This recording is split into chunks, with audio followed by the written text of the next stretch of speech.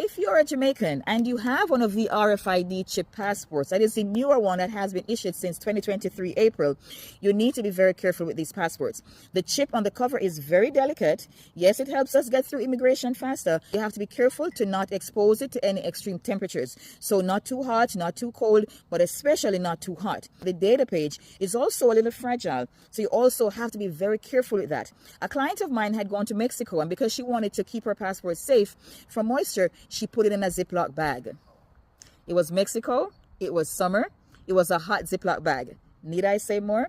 The data page got damaged, the information became hard to read, and the passport would not scan. She had to come to me to get assistance with getting a new one because she tried using it and they told her they could not accept it because it was not scanning. So if you have the RFID chip passport or the passport with a chip on the cover, the newer type, be very careful with it. I am Gail of 876 Documents. Thanks for watching.